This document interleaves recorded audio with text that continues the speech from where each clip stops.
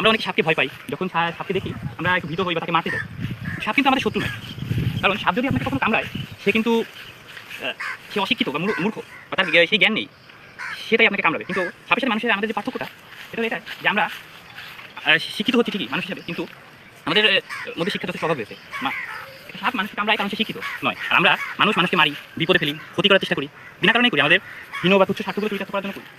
কিন্তু আমরা শিক্ষিততাই, আমি মনে করি শিক্ষিততাই আমরা মানুষের ক্ষতি করি, আমরা জেনে শুনে করি। কিন্তু একটা সাপ সেটা না জেনে নিজের ক্ষতির আশঙ্কা করে, কিন্তু আমি নিজের লাভের জন্য আরেকজনের ক্ষতি করছি।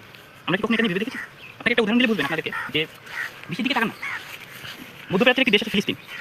আমরা জানি সেখানে ইহুদি খ্রিস্টান বা ইহুদি স্টেট ইসরায়েল তাদের ফিলিস্তিন দেশটাকে দখল করে সেখানে তারা বসবাস করছে এবং ফিলিস্তিনের মানুষদেরকে নির্যাতন করছে। কিন্তু আপনারা কি জানেন যে তাদের দেশে কিন্তু শিক্ষার হার অনেক বেশি, তারা অনেক কিছু আবিষ্কার করে, প্রযুক্তিগত জ্ঞান রয়েছে তাদের মধ্যে। কিন্তু আসলে কি তারা শিক্ষিত?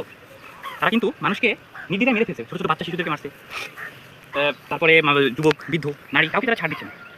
কিন্তু একটা সাপ যখন আপনাকে কামড়াবে, সেটা সে তার সেই জ্ঞান নেই, সে আপনাকে তাই কামড়াচ্ছে এবং আপনি তাকে প্রতিরোধ করার জন্য মারছেন। কিন্তু আমরা কি হাস্যকর দেখুন না বিষয়টা, যে আমরা মানুষ হয়ে অপর মানুষকে মারছি, হত্যা করছি, তাদেরকে ক্ষতি করার চেষ্টা করছি নিজের হীন স্বার্থ চরিতার্থ করার জন্য। হয়তো আমাদের অনেক টাকা পয়সা সম্পত্তি অনেক কিছু আছে, তাও আমরা মানুষকে বিনা কারণে। এখানে আমাদের সাপের সাথে মানুষের পার্থক্য। সাপ অশিক্ষিত হওয়ার কারণে, তার প্রকৃত জ্ঞান না থাকার কারণে সে মানুষকে কামড়ায়, ইচ্ছাকৃতভাবে কামড়ায় না সে। আমরা আমাদের শিক্ষাগত যোগ্যতা থাকার পরেও, আমাদের সব পরিস্থিতি ভালো থাকার পরে আমরা নিজের হীন স্বার্থ চরিতার্থ করার জন্য আমরা অপর মানুষকে হত্যা করছি, মারছি।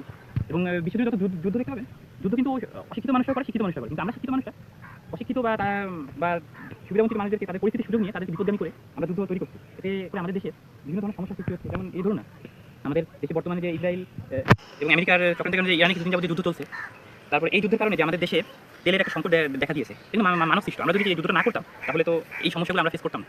আমরা করছি কারণ আমরা যুদ্ধ বন্ধ করতে চাই না, আমরা শান্তি চাই না, আমরা ভালোবাসা চাই না, আমরা চাই টাকা, ক্ষমতা, মোহ। খুবই নির্মম সত্য, বুঝছেন? এটা আমি অনুধাবন করেছি আমার জীবনে। আমি মানুষটা খুবই ছোটো তুচ্ছ মনে করি আমি নিজেকে, কিন্তু কিছু কথা আপনাদের যদি বলছি, যে এই যে পৃথিবীতে টাকা সৃষ্টি হয়েছে না, এটা মানুষ নিজেদের প্রয়োজন মেটানোর জন্য সৃষ্টি করেছে।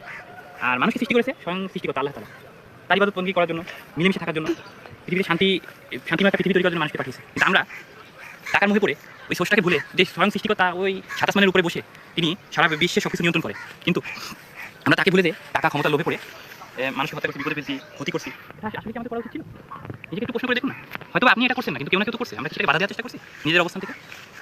আল্লাহর রাসূলের একটা হাদিস আছে যে তোমার সামনে যদি কোনো অন্যায় হয়, তুমি সেটাকে তোমার ক্ষমতা থাকলে হাত দিয়ে সেটাকে থামাও। এখানে বোঝানো হচ্ছে তোমার ক্ষমতা প্রয়োগ করে তুমি সেটাকে থামাও। যদি তোমার সেই সামর্থ্য না থাকে, তাহলে তুমি তোমার মুখ দিয়ে বলো, তাকে বুঝাও।